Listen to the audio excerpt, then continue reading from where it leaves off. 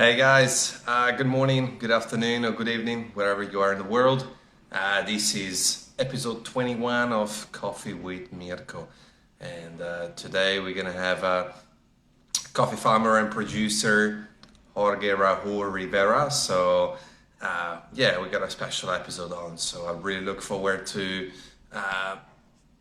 seeing you guys, look forward to chat with him. And yeah. Basically, today is a different than usual. It's not a barista, it's not a roaster. So it's gonna be very interesting. And if you have any questions, especially in regards to coffee, he's a great person to ask this question. So I'm gonna pin the comment down here. Talking with Jorge Rivera. All right. Okay, here we go. Hey Marley, hey Christine, update coming soon. Good to see you. Verato, good morning, good afternoon. So yeah, this show's been going well, and I'm just really looking forward to meet with Jorge and have a good chat. So here he is. The man himself is in the building, so I'm just gonna send him a request.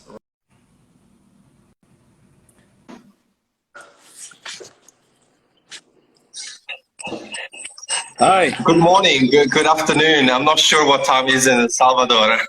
Afternoon. Right now here it's 5 p.m. Good.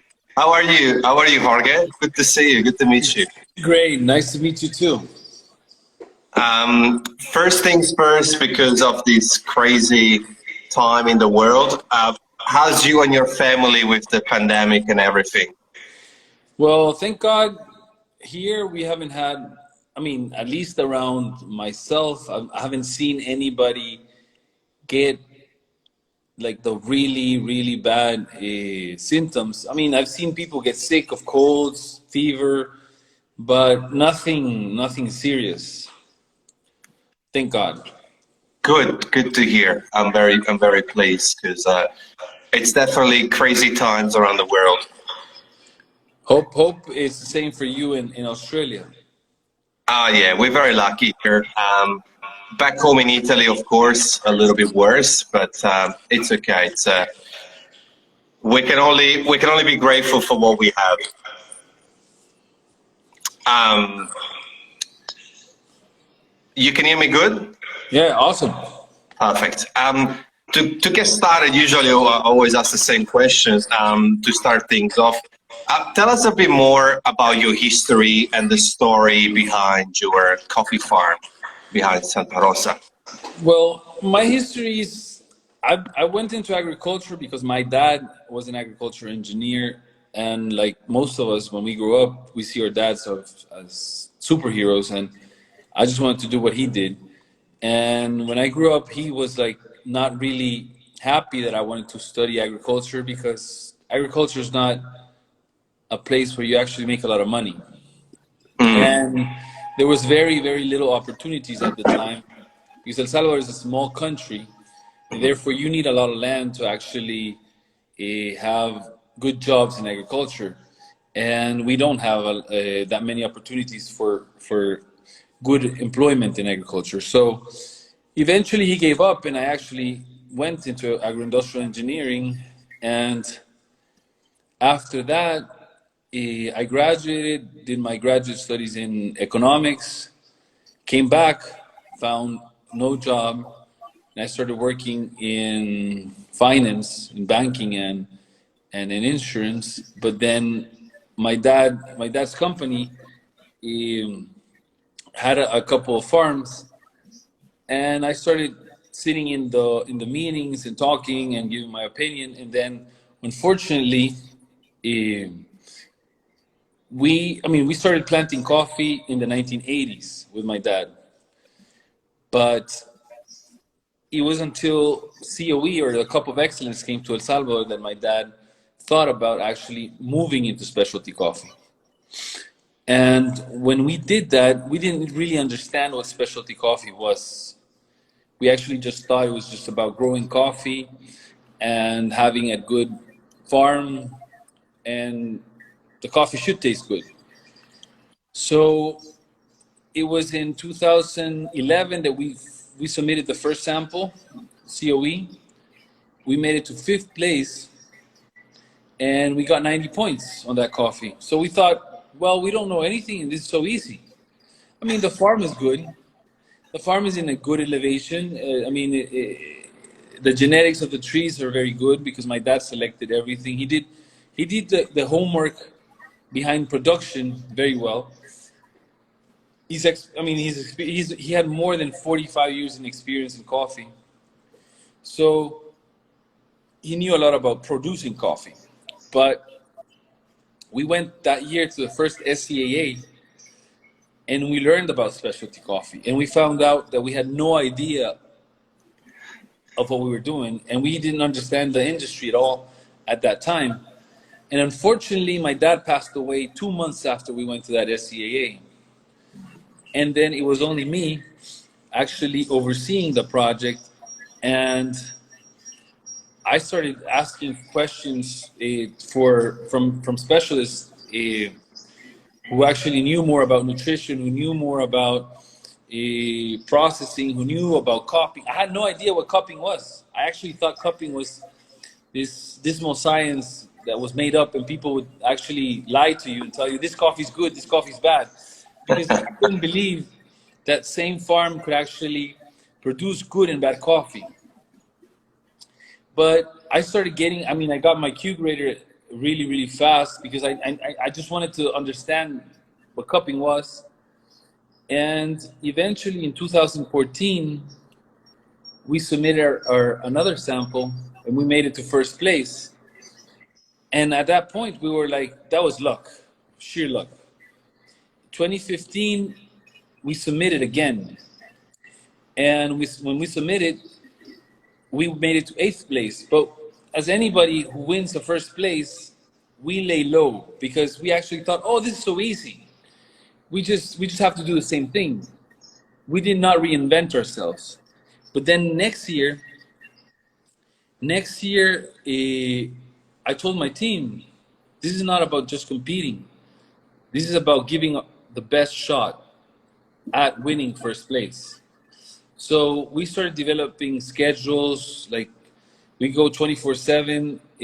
When we're in harvest, there's no rest. There's just some people rest at one time, some people work at other times, but it's just all the time somebody's looking at the coffee, somebody's tending the mill, somebody's doing the harvesting.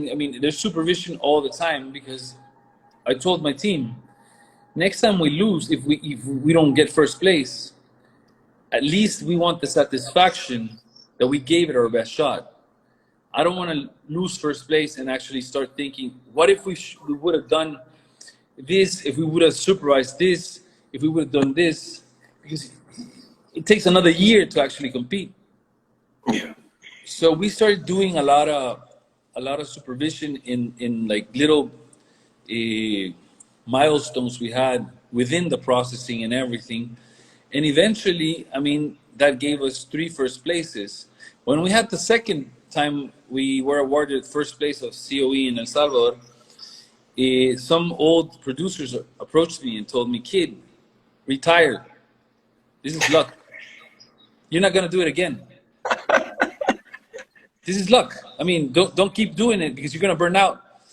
And from being in 1st place, you're going to end up last. And I told them, this is the second time we do it.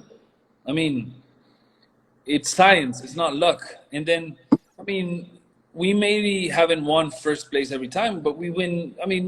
We make it to at least top 10. I'm happy with having a top 10, top 5. I think it's about showing commitment, about showing consistency, because that's the difficult part of coffee. Some people really think it's just luck. And it used to be thought that same way in wine, when they used to say, oh, this harvest was amazing. But now you see good vineyards who actually deliver year after year. So it's not sheer luck, it's science. The thing is, coffee is it's much newer than what wine is, and there's much more research within wine industry than what we have in the coffee industry. And most of the research in coffee, within the coffee industry, is private, or we do it ourselves. And it's very, very expensive because it takes an entire year to actually start doing experiments. I mean, and you're in Australia. One of the guys who helped us a lot to do a lot of R&D was Sasha Sestik from Australia, from Anna. And I've always been very thankful for him, not only because he buys our coffee, but because he actually pushed me in the right direction, uh, and helped me actually overcome a couple of milestones and a couple of paradigms. I don't know how you say that in English, or way of thinking. Sometimes, I mean, when you're in the coffee industry, you have a mindset where you can't see in another direction. Also, you and Sasha with Project Origin started the best of El Salvador. Yes, yes. I actually met with him in we were in Sweden, and I told Sasha, we need to do an auction, and we need to help producers because COE is going to be canceled in 2016. And he just said, you know what, Raul, let's just do it. Let's just do this. And that's one of the amazing things about Sasha, that he's so driven. I mean, I've always told him he's like a machine. And when I used to work in the finance sector, only the people from GE would be similar to him because he never stops. Like when he comes here, I have to take a day off after he leaves. Really. He's intense. Like he's like boom, boom, boom. Like you're talking to him and you're coming up with new ideas. You're thinking about the future. It's just this little cloud of marvel, of coffee marvelness that's around them. It's just crazy. But it's really interesting, and actually it was really funny because I met Sasha through John Gordon. And after meeting John Gordon in a COE, I met Sanho Park, who was the head roaster of Square Mile.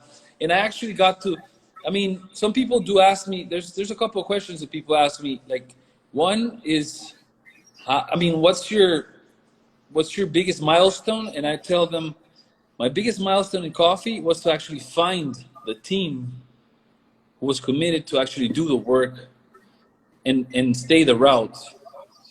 But there's another part of the story that people don't understand, because this is not just a sheer luck. Also, I think there's a part where God plays a hand, because I met a lot of people in the industry in like a year that I didn't even know. Like at Square Mile, when I met Sanho, they introduced me to him and they said, "Oh, he's the head roaster of Square Mile." And I was like, "Square Mile, who cares?" And then a guy came over and he's like, "Let me take a picture." And I was, "With me?" No, with him. And I'm like, "Why?" And he's like, "He works in Square Mile. They're coffee royalty." And I'm like, "Well, I thought the producers were important." And then, we were really, really good friends with Sanho because, the topics we talked about were very, very coffee oriented and very, very, how do you say? I would say deep. It's the same talks I had with John Gordon. John Gordon I met once in my life. And the time we spoke, it was it was like 15, 20 minutes, but it was the conversation was so deep into coffee that everybody, he just said, "I have to introduce you to this guy. He's flying over to El Salvador. His name is Sasha Sestik." And I'm like, "Who's Sasha?" I had no idea. And the year I met him, the year he wins the WBC. So it was really cool because I had no idea who he was, but nonetheless, we never treat anybody with anything but our best shot. Like all our customers, like, the people from Onyx Coffee Roasters too. We met Onyx when they were very, very small, and we treated them like kings. And eventually we both grew. And nowadays everybody wants to deal with them because they're doing a good job.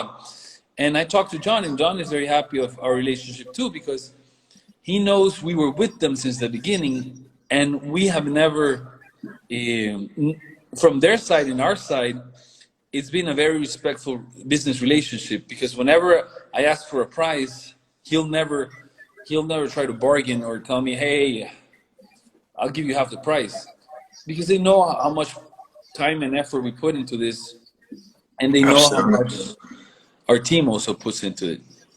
And well, while we're here, I suppose, can you tell us some of the coffee roasters that you work with, so that people know where they can taste your coffee? Cafe 504 us in the States specifically, but worldwide. In the States, no, in the States we have Onyx, we have Black and White, Okay. we have Coffee Labs from New York.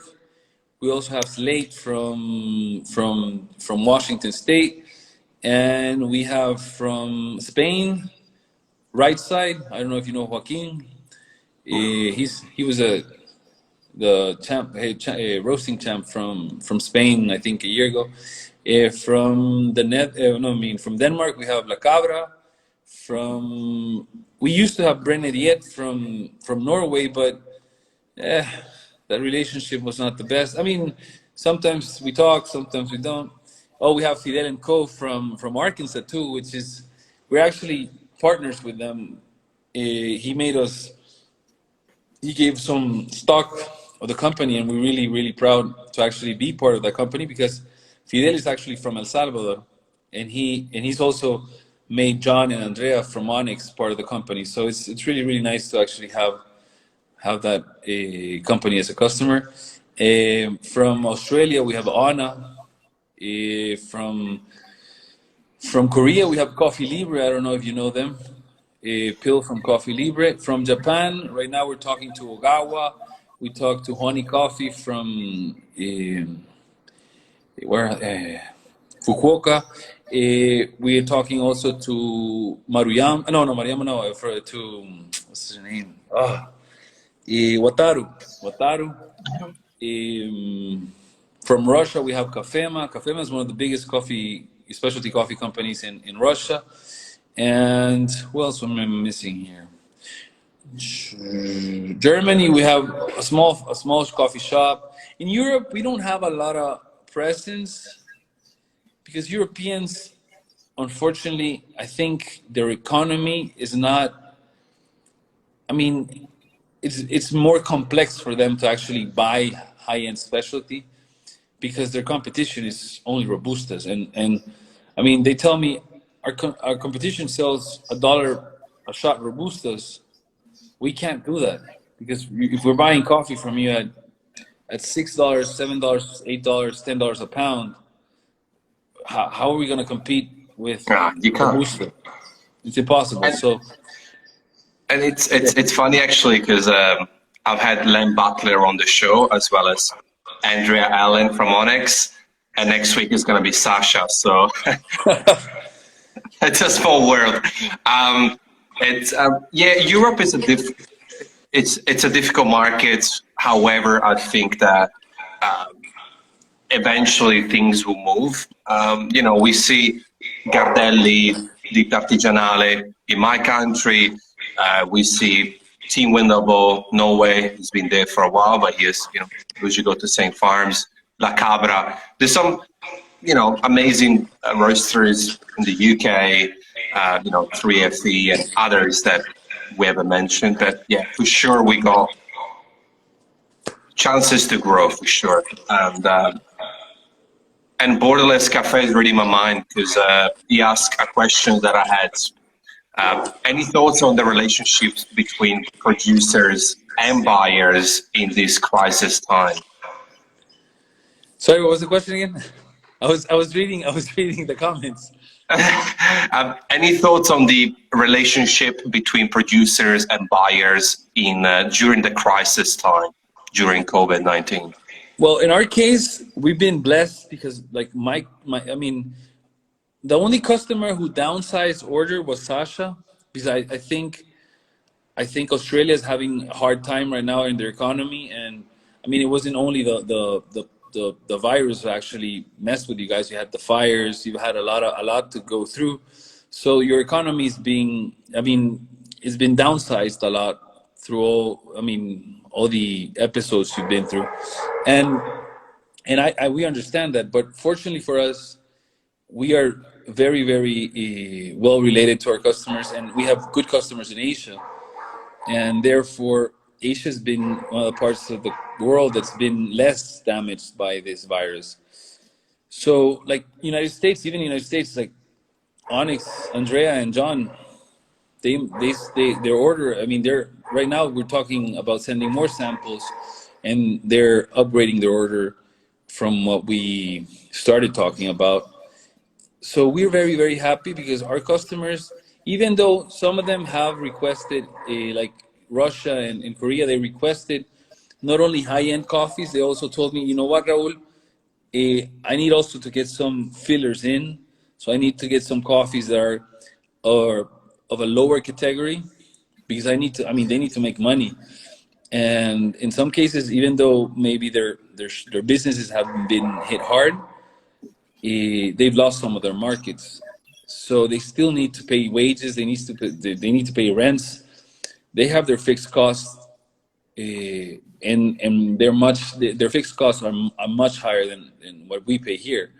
So we understand that, and I talk to my fellow producers because I'm also I became president of my mountain range, so I oversee several producers, and we help out. I mean, it's part of giving back because it's not only about for us, our business is not only about taking. We like to help out other producers, and right now there's a lot of coffee being like just left to die.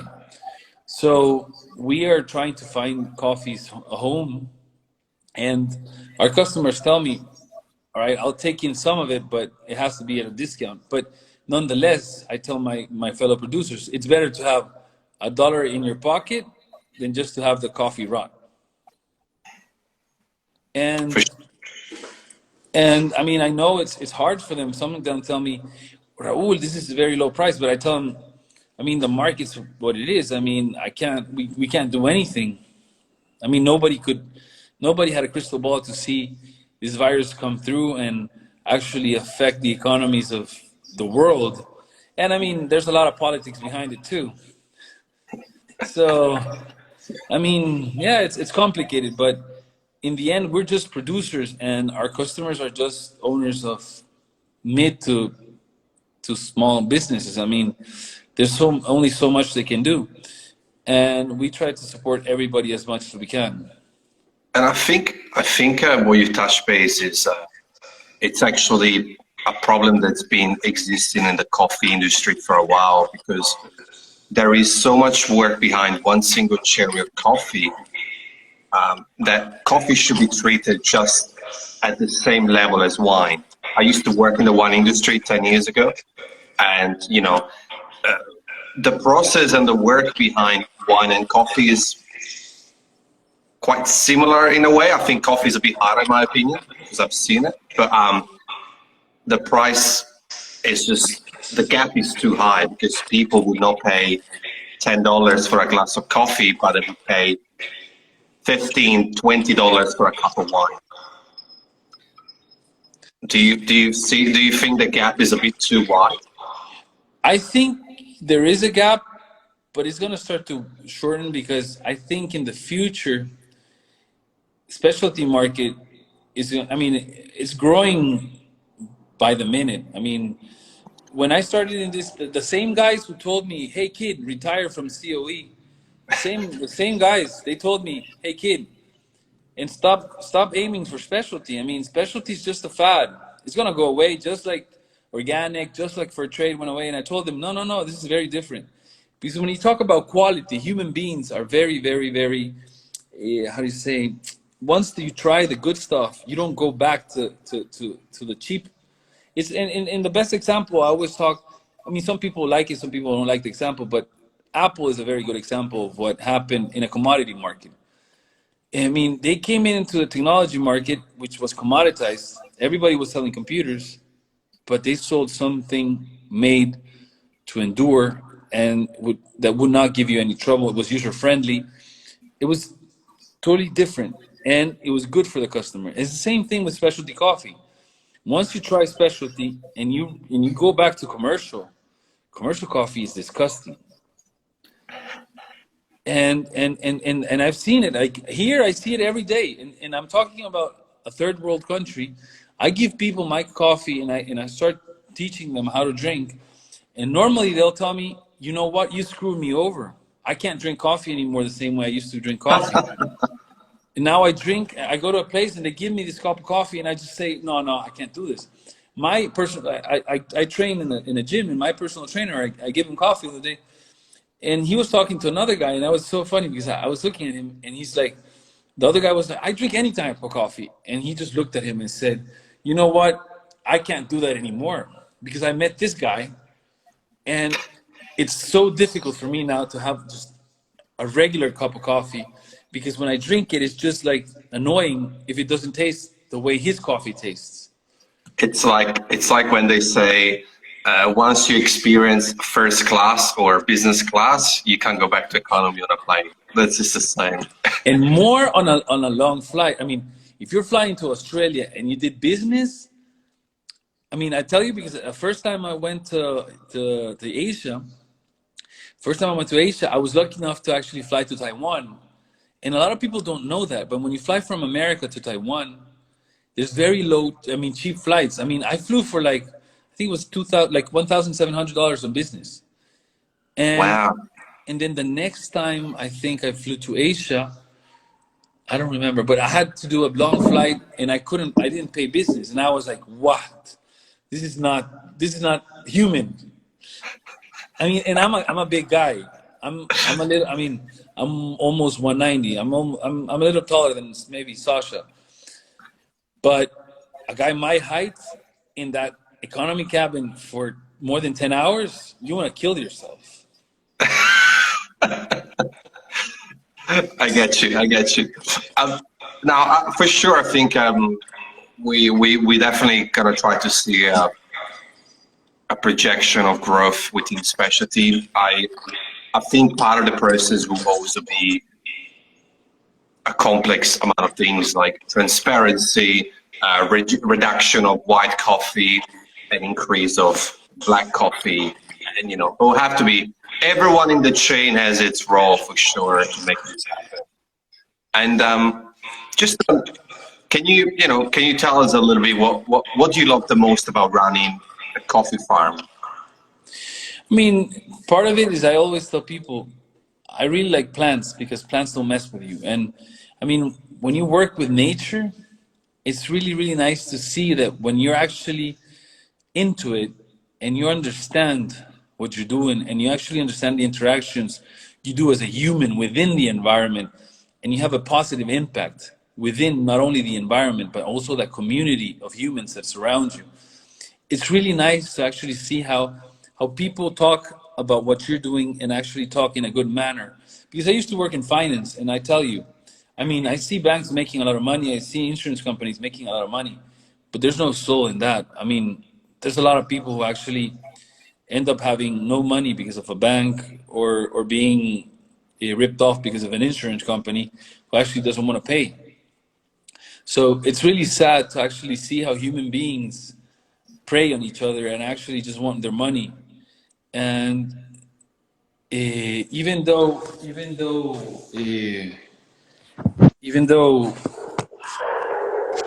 we have to actually make a business out of it, we try to be as more lenient or humans with our fellow producers and help them out as much as we can, because we're in the same boat. We're all in the same boat, and that's one of the things a lot of people don't understand. I mean, Earth is the same boat for everybody, and we should stop thinking about borders and religions and political parties, and we should start thinking more about how can we help this place to be a better place, not for only us, but for our children, for our grandkids, for our neighbors, for everybody. Yeah, I couldn't agree more.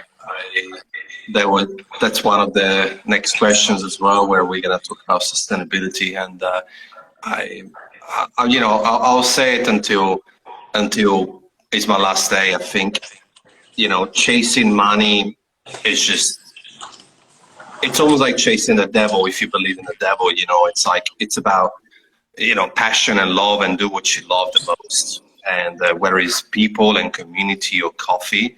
So some of these other industries, like you said, finance or insurance, I mean, nothing against them personal, but a lot of times there's a bit of a coldness. There's no warmth. So it's almost better making half of what you used to make, but do what you love for sure. Exactly, and I had to make that choice when I moved from finance into agriculture. I mean, I could be making much more money in finance, but like you said, I mean, at least I'm happy. I sleep well. I know a lot of people care for me, and I mean, I think there's more to life. And I always quote Forrest Gump on that one because he said like his mom always told him that there's only so much money you need to actually live. The rest is actually just to show off. And I think we should all take that advice. We should all take that advice because a lot of people dedicate their lives just to actually accumulate wealth and they don't even spend it. I mean, they don't even have the time to spend it and enjoy it because all they worry about is actually making more money. 100%, 100%. I couldn't agree more. And while we're on the topic as well, I think it's important for people to know because this is going to be watched again on YouTube and podcast. But can you tell a little bit of viewers, what climate change, what is it become more challenging for coffee producers when it comes to global warming and climate change? That's a very, very good question, and that's one of the things my fellow producers sometimes don't understand. Because unfortunately, the literature of coffee, the literature that is available is normally 50 years old. And they talk about different shade, how do you say, like you should grow, when shade grown coffee and you need shade, they talk about 30%. But global warming has made it so warm that if you only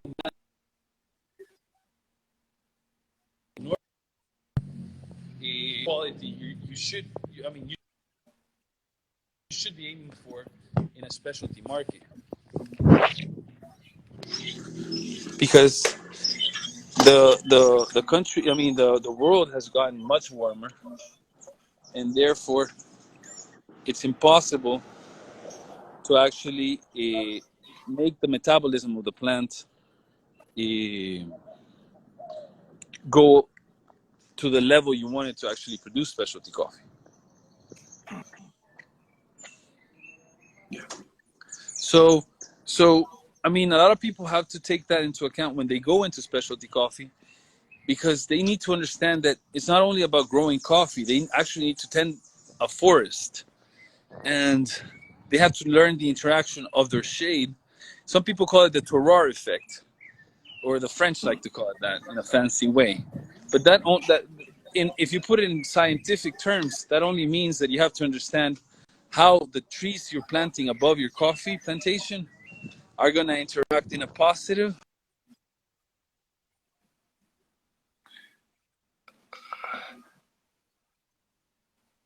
We are losing you. Hopefully it reconnects. This is a very important and very interesting topic. Hi? Hang on, we got you back. You froze for a bit. Yeah, you were talking about the relationship between planting coffee and stay together in a in a good way with harmony within the forest. And in the end, it's all about the harmony and in maintaining harmony not only with the forest but also with the humans, because you need to work with the communities and you actually need to work in a good way. Because if in specialty coffee, I always tell people, that's another thing. A customer from Germany, Cuatro Cabezas, I think is the name of their shop. Or Tres Cabezas, I don't remember. The thing is, he told me once that he said, Raul, do you have fair trade? And I said, no, I don't have fair trade. do you have organic certification? I said, no, no organic certification. And he's like, so what do you do? I mean, what do you have certification of? And I said, no, I have no certifications because I do specialty. And specialty is about quality. You can't bypass any, there's no shortcuts. I mean, you need to treat well the environment, and you need to treat well your employees. If you don't do that, then you are gonna have problems with Yeah. quality. Because if your employees are not well paid and are not happy, they're gonna have to treat the coffee in a bad manner. And if you treat bad the environment, even though you're not organic certified, you have to do that, because if the trees get poisoned by the And excess amount of chemicals, then your cup yeah. quality goes to hell. And I also think when it comes to the environment, it's about how conscious we do our day-to-day life actions, because, a lot of people don't want to compromise on their lifestyle, but animal agriculture has a huge impact on the environment, because we gotta feed 77 billion. Please, you go ahead. 77 billion land animals. You gotta feed the animals to feed the humans, and it's that's one part of it. So then you get a lot of deforestation, because you gotta create crops for the animals. So it's a big topic, and I think I think that fair trade and organic is just a little label to make people feel better about what they purchase. But I think, and I tell you, I've seen people who are certified who don't even treat well their employees, or who don't even treat well the environment. So, I mean, that's no guarantee. In the end, the only guarantee is quality, because you can't bypass. There's no shortcuts. 100%, 100%. Yeah, this is a topic that I'm passionate about. I'm passionate about coffee, but this is a big one too. I think it comes down to the single individuals with their daily choices, because the consumer is the person who actually runs and regulates the market.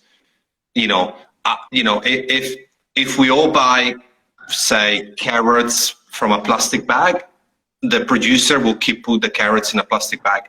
If you buy the loose ones, they'll be like, hey, there's no demand for plastic bags, we're just going to give it loose. It's just as simple as that, 100%. Thanks for sharing what you just said. I think it's really important. And can you tell us then how important it is for you innovation? Because my father is as well in agriculture, so but not in business, more as a pleasure. That's his passion.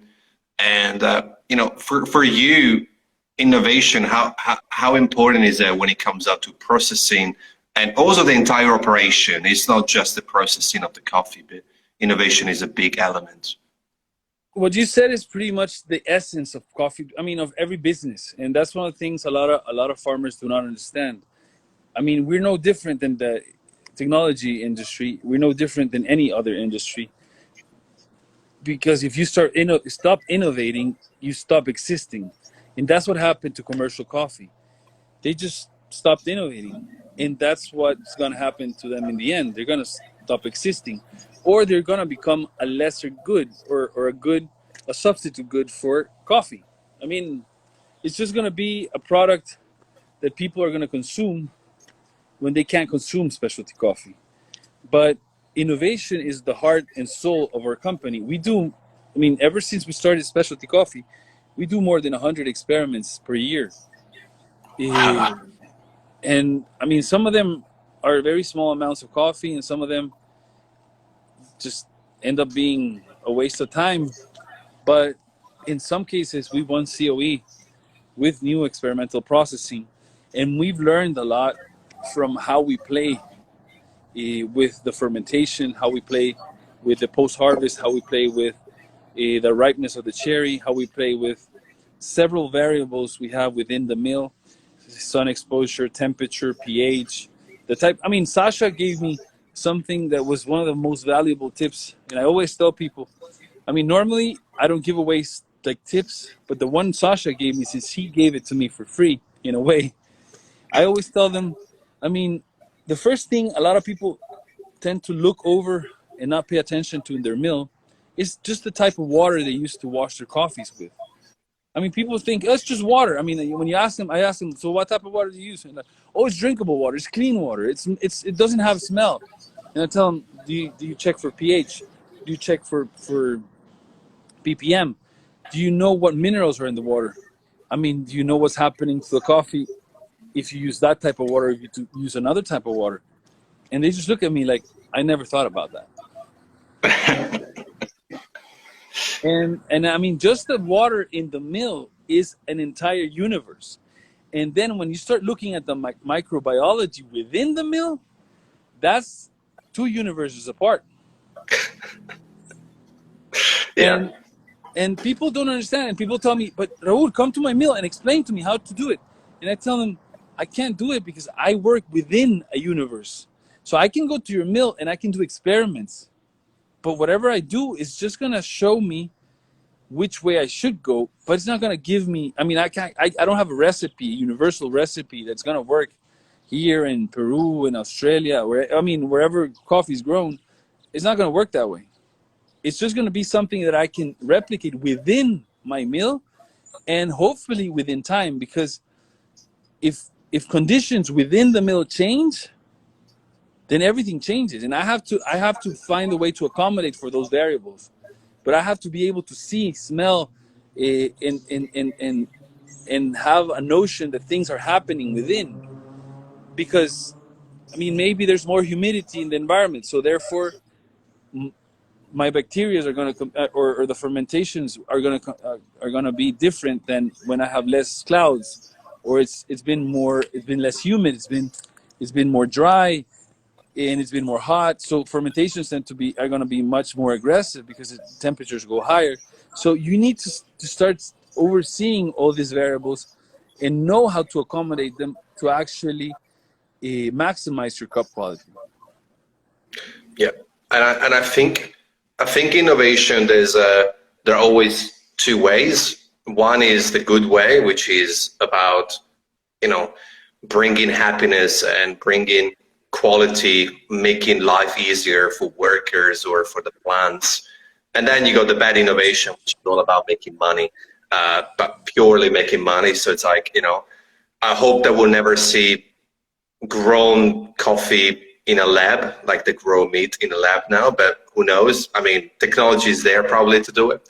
But I think when you have that harmony between, like you just said, between the producer, the farmers, and your actual universe, then there are still so many elements that you can't control because, none of us is God. So it's like you said, 1 degree humidity, there is a lot to it. And that's where I think all this education and all the things that you've been saying is going to help the people who, drink the commercial coffee, and they understand how much work and how much science goes behind. It's not just dig a hole, put a seed, the tree will grow. I'll see you in 10 years. No, and in the end, what you mentioned within the comparison with the wine industry, I see I think Sasha also sees it the same way. I think in the future, coffee mills are going to have to be the same way the wineries are. Everything's going to be closed, and you're going to control temperature, you're going to control the fermentation, you're going to control everything, because that way you can replicate. The thing is, we are right now at the tip of the iceberg in research. So there's very, very little information, and there's very little we know about what will affect or what will maximize cup quality within every mill. So the more we evolve, and this is going to be in 5 years maybe, mills are going to start being shut, like everything's going to be enclosed, temperature controlled, and you're going to be controlling all the variables, therefore replicating year after year the cup qualities, but the prices are going to be absurd. I mean, and it's about time that coffee is appreciated the way it should be, because if you look at the real prices and you take into account inflation, coffee prices are like the worst commodity in the history of humans. But specialty coffee has made a good point within appreciation of the commodity.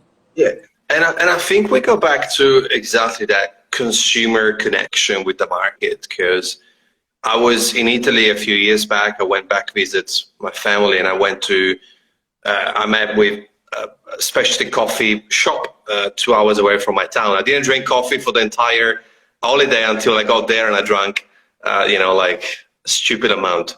And we were talking, and I told him, look, I work for this coffee roaster in Australia, blah, blah, blah. Ask him, tell me about pricing. I said, look, I know it's not professional, but tell me how much you pay for your coffee versus how much you would pay for a commercial coffee. And it was scary and sad, because the commercial coffee was actually more expensive than a kilo of specialty coffee here in Australia. Wow. We go back because the demand. So basically, their specialty coffee kilo price for a coffee shop in Italy is very high because the demand is so low. So now the commercial coffee can still be quite high in price in Italy, which is quite ironic in a way. But look, I like what you said, and I think we can control and buy what we purchase. That's simple as that. And it's sad about coffee because, let's be honest, different countries, different cultures, I get that, but everyone or a lot of people drink 1 or 2 or 3 or 4 or 5 cup of coffees per day, but they might drink 1 glass of wine every second or third day, or they drink it just on Friday. So it's interesting for sure. Barista Art page has a question. Yeah, sure, you can drop it in. We are 9 minutes away from the hour, but I know you're a busy man, so I'll get these questions out of the way before anyone asks more questions. I'll combine them together. Are you currently growing any new lots? Are you working on new lots? And what's next on Raul's planet? We are growing currently varietals like geishas, like SL28s. We have several varietals we're trying to test out. Our name worldwide has been made by one varietal, which we're very proud of it because it's El Salvador developed it, and it's a Pacamara. So we're very well known worldwide for Pacamaras, and we've managed to actually understand the varietal, not only in the agricultural part, but also in the processing part. And we are happy to actually continue to actually work with that. But we don't want to, we understand that, like I told you, if we don't evolve, the market is going to destroy us. So we want to look into geishas, we want to look into SO28s, we want to look into other varietals and see if we are not missing something, or continue doing our job in R&D in Pacamaras and make them even better than what we have made them in the past. And within projects, right now, it's mainly going back to the farm, and I just want to spend more time in the farm and oversee what we have created, because the people who have been at the farm understand that we had no infrastructure 6 years ago. Right now we have a mill, a dry and a wet mill. We have a place to stay.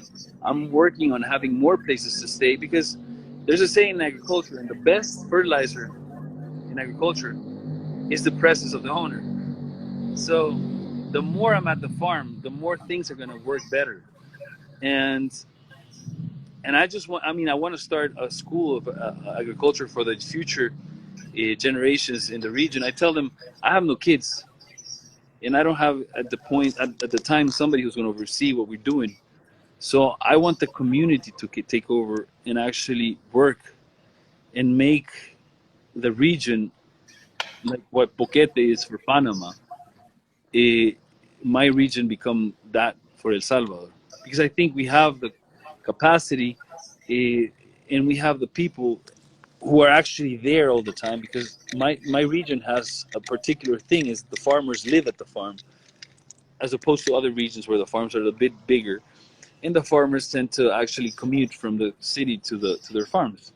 So I think, and my farmers actually have very low income and very low education.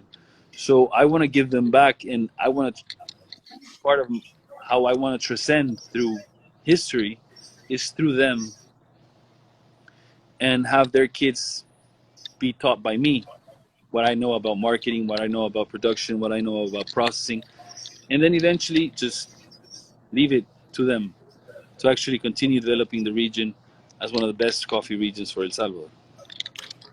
That's that's beautiful, man. I think giving back, and we are we are in the people business. We tend to forget that sometimes. We focus on the cherry, on the harvest, on what's in the cup, on latte art, but it's still about people. So for you is your community, and the coffee community is global, I think. And I think during this pandemic, we really saw that with people getting together and sharing and doing different things for the community. And one of the previous comments was Raul is the king of Pacamara. So I think that's quite correct there. For Barista Art Page has a question on how much, how many grams to make the perfect V60.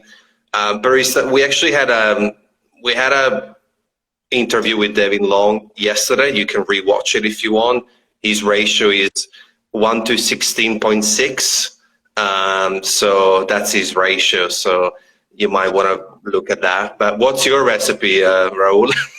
It's one of the things I agree with Sasha, and we had a talk with Alejandro Mendez, who's a WBC from El Salvador.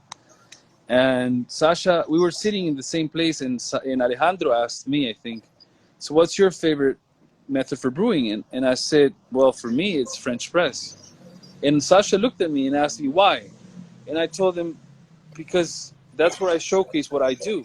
I mean, if I put a filter on coffee, I'm taking away part of what I do. And we work very, very hard on our coffees. And I assure you, a Santa Rosa coffee will look great on your cup if you know how to do a French press with an Espro or with a... I even bought in Japan, the way Mr. Honey does it, the Isaki family, is they have this little mesh, like little percolator, and they just decant. And I mean, when you're talking about a coffee that's that good, I think you shouldn't be messing with filters. That's my opinion. And Alejandro said, "Oh, I think he said either the 60 or the Chemex." And then Sasha, the question came to Sasha, and Sasha agreed with me. He said, and you can ask him that question. And he said, "Yeah, it's a French press because that's the closest you get to cupping. And if you're picking coffees on how they cup, why should you be putting a filter on them unless it's for a competition?" Yeah, I see it 100%. It's interesting, and also I think my answer usually around recipes is the one that makes you happy. I think whatever tastes good for you. And look, I think the same coffee with the same recipe, but drunk by yourself or with a friend, with family, on your birthday, on a hot day, on a cold day, there are so many elements to the overall experience that also give you that memory of like, oh wow, that was an amazing cup of coffee. Well, it was, but it was also a good time that you had within that environment, within your universe. I like that universe concept. I think we all have our own universe, and I think that's where grammages and things can be like a bit. But look, I respect. Well, I respect the art, and if someone wants to get it, and look, Devin Long or other amazing people out there competing or not, But for sure. don't get me wrong. I've had like the national champ, brewers champ here is using. I mean, he's picking his coffee, and he came over to my lab.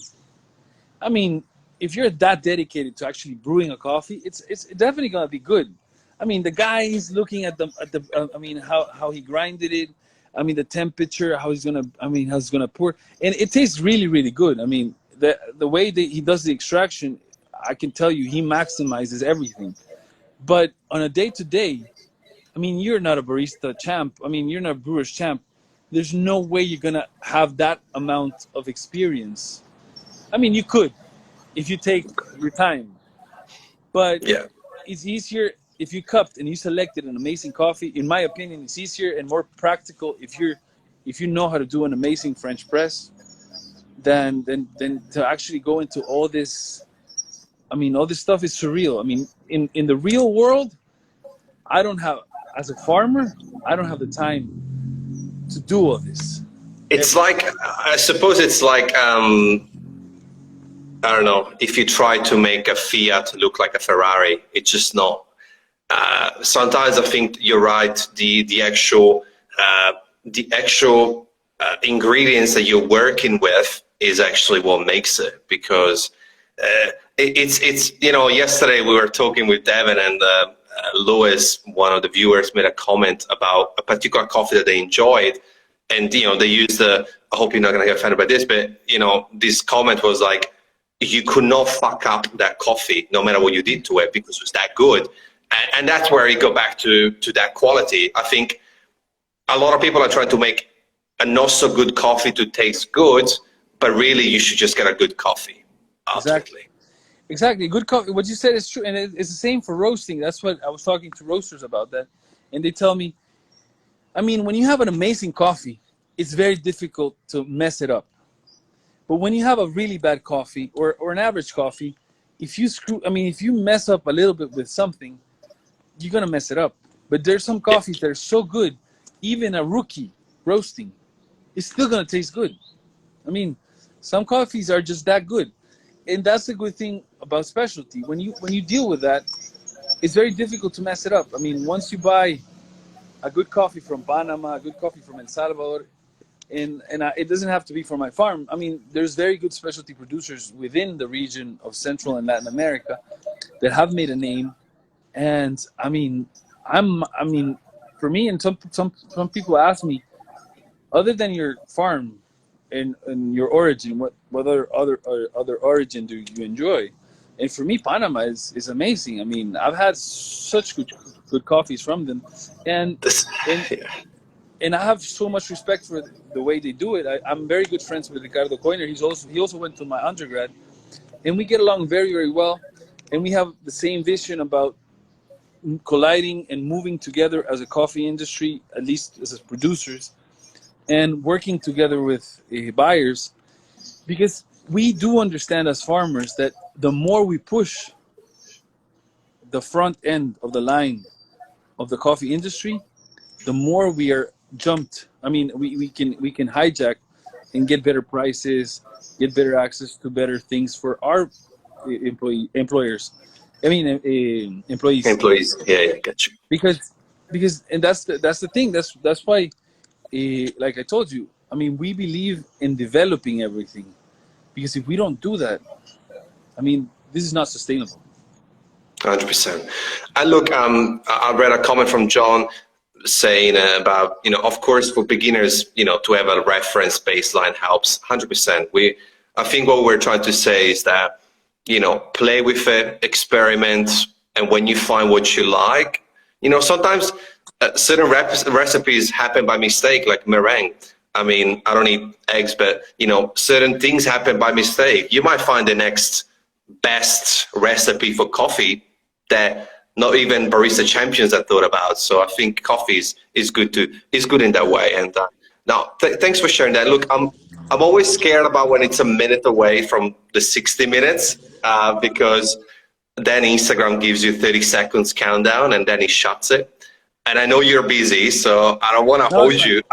But let me tell you before I leave you the stage. Thank you. I'm very, very, very grateful for this chat. It was super enlightening. It was really, really insightful, and I'm really sure that a lot of people are going to find lots of value in it. We covered lots of topics. Like, we need to do this again in a couple of weeks, man. Like, for real. I really enjoyed it.